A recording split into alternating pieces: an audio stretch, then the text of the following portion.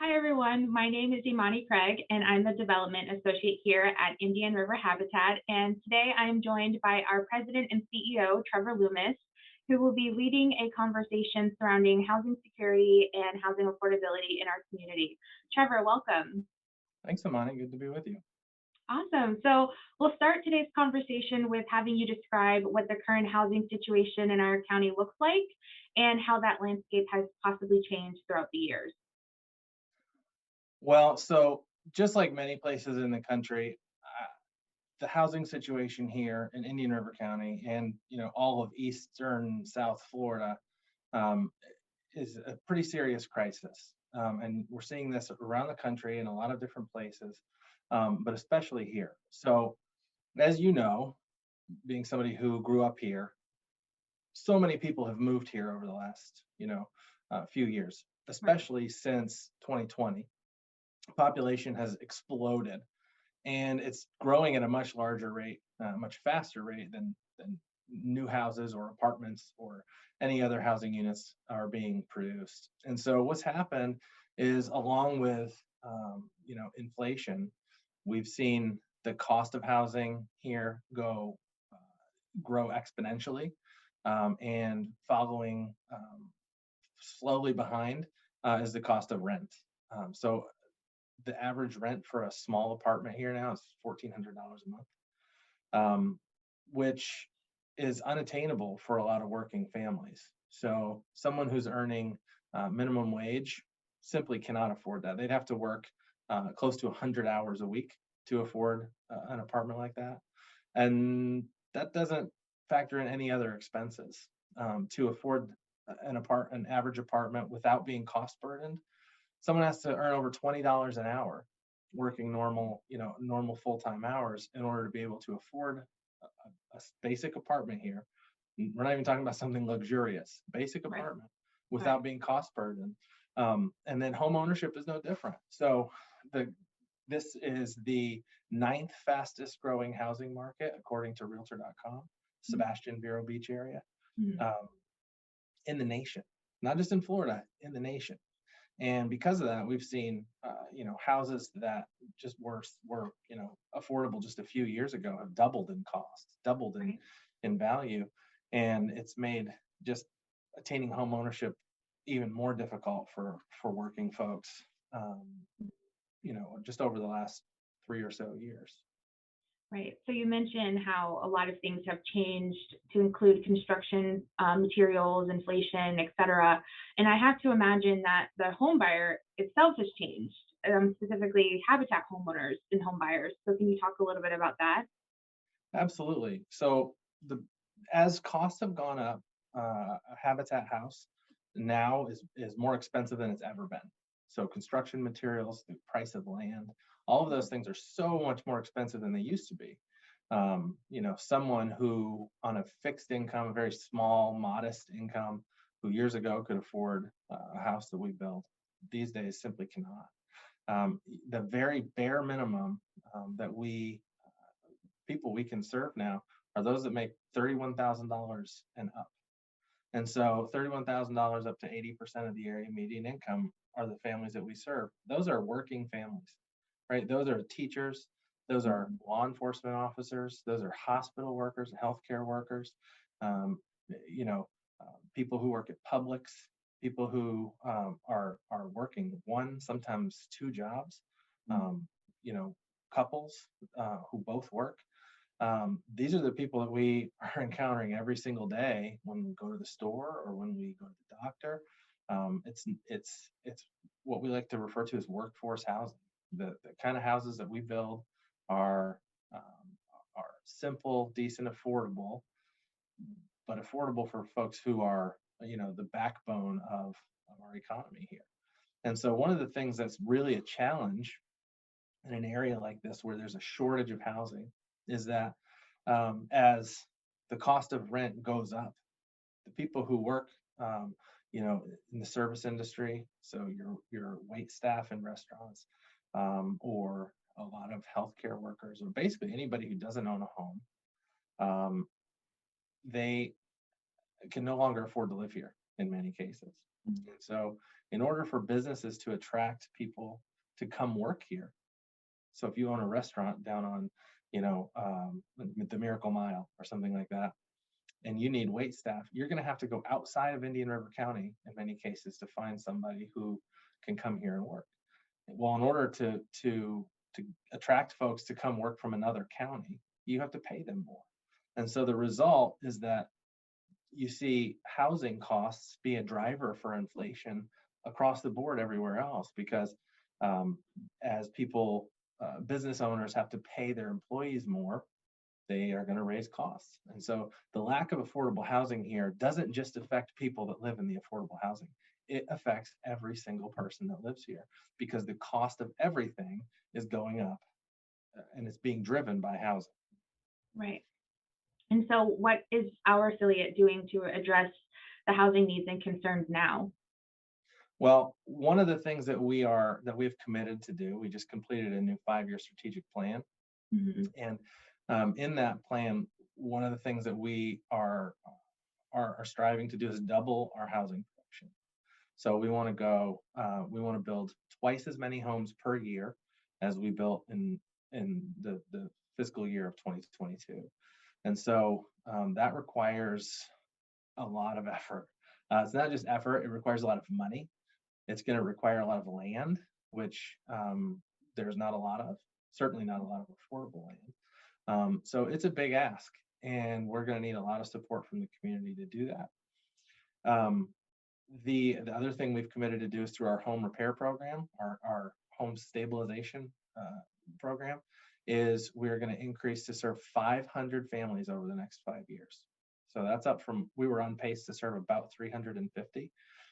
So we're gonna really increase what we're doing with our home stabilization efforts, which really helps preserve homes that are affordable for those people that own them. These are generally, and I'm speaking generally here, these are our older residents, older homeowners who may be just on Social Security or just on a very fixed income, who have been told by their insurance company they need a roof replacement, or they need, their air conditioner goes out.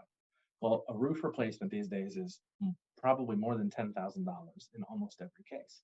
So our program steps in, and with an interest-free loan and some other funding that we are able to put on it, we are able to provide those necessary repairs interest-free over a short term, generally for a reduced price as well to that homeowner. So we're going to double our efforts on new home building. That may include doing some rehabs, but basically our home ownership program is going to double.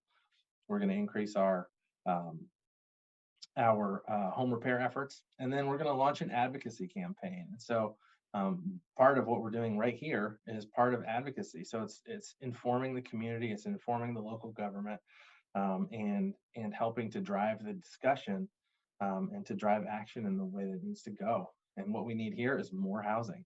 It doesn't really matter what kind of housing, right? If you build single family homes, it's going to free up single family homes. If you build apartments, which we desperately need, it's going to start to bring those rental prices down. We need housing across the board, everywhere. We need rental housing. We need more home ownership opportunities, and Habitat can't do it all. We will do our best, but I think that I heard somewhere recently we are 1,000 to 1,500 housing units short in just our county right now. We can't do that. We can't do that in a short period of time. Right. But if we pave the way, through our community efforts and through advocacy with the local government, we can get developers in here who will start to build housing along with us. And so that's kind of the three-pronged effort that we are trying to do as Habitat to address this issue.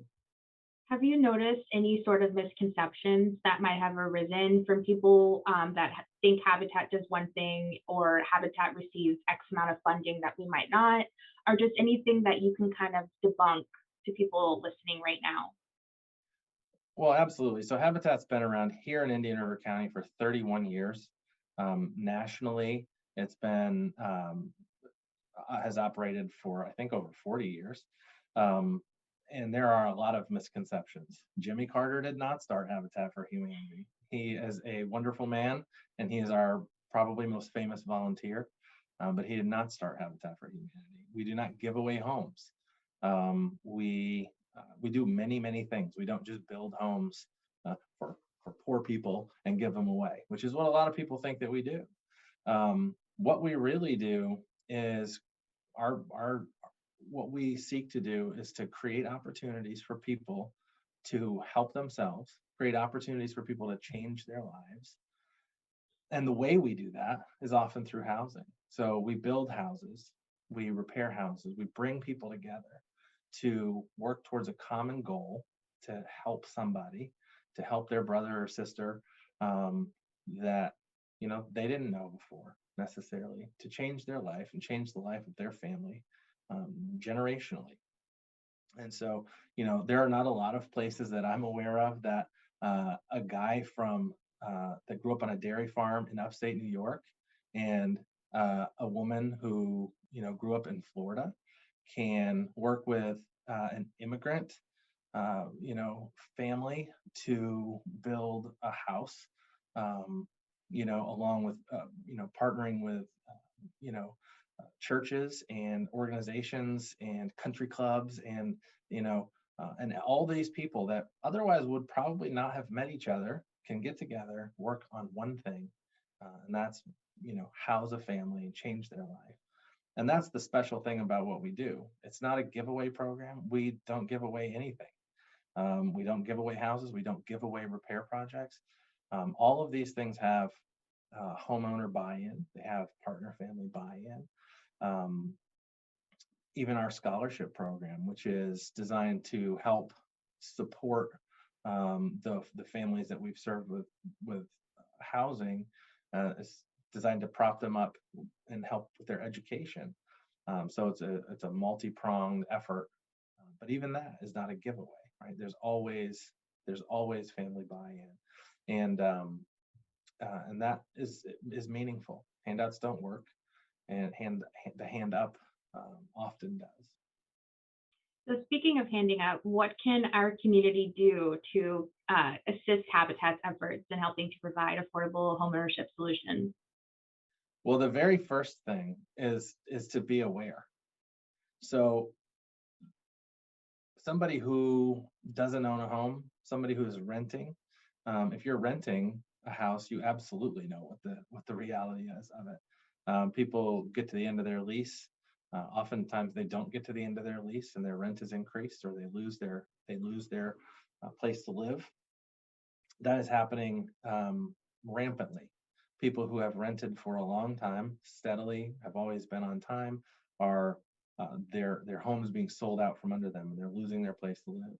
And then they can't find someplace else. And if they can find someplace else, it might be twice or three times more expensive than what they had before. That is not a situation that many of us could handle. And so, people need to be aware. If you've owned a home for the last 20 years, the same house, you haven't moved, you might not realize how bad things are with housing. You go to Publix or Walmart or something, and you see the cost of milk is double what it was, or that meat is more expensive, or any groceries. Gas is certainly more expensive. You might not realize how expensive housing is getting, and you might not realize the impact that is having, throughout the rest of our economy. So there are a lot of things that you can do. We need volunteers. Habitat is at our backbone. We are a volunteer organization. We had more than 18,000 volunteer hours last year, and we need more. Our goal for this fiscal year, the 2023 fiscal year, which just started in July, is a 50% increase in the number of new houses that were built, which is huge. It is a very lofty goal. I am hopeful that we will achieve it. We have a wonderful team in place. We have a wonderful group of volunteers. We have wonderful donors. We're thankful for all of them. And without everybody, there's no way we'll get it done. We need more volunteers. We need folks that maybe used to come out that have stopped since COVID. We'd love to have you back. We need groups and folks who've maybe never come out. Maybe you're new to this area and you're looking for a way to get involved.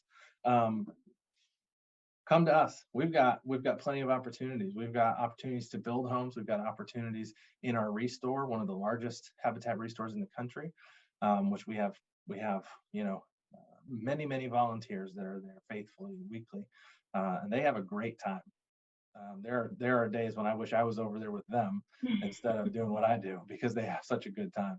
Um, we need the volunteers. That is at the backbone of what we do. We need, patronage at the restore. We need donations. We will take your stuff. We'll come pick it up from your house if you have need for that. But what we can do is take your old furniture, home goods, things like that. We recycle those through our store, help those find a new home, and that revenue helps us to build homes.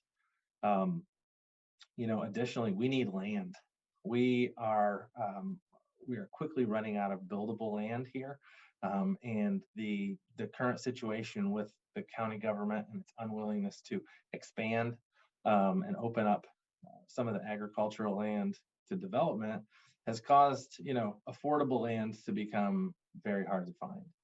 And so we have a few years worth of land left, but we need more if we're going to build more and we're going to be able to house more people. So if you have a vacant lot that you've owned for a lot of years and you like to get rid of it, we take donations that are a tax write-off. We will offer to buy your land. We need large pieces of land so we can build subdivisions. We are seeking to build mixed income, mixed use subdivisions that can house 250 families over the next 10 years. So if you've got land, we are all ears. We'll talk about it. We need donations. So everybody's heard about the Mackenzie Scott grant that went to Habitat this past winter, and it was $484 million, I think. That is a transformational amount of money. It went to 84 different Habitat affiliates out of the 1,100 in the United States and Canada.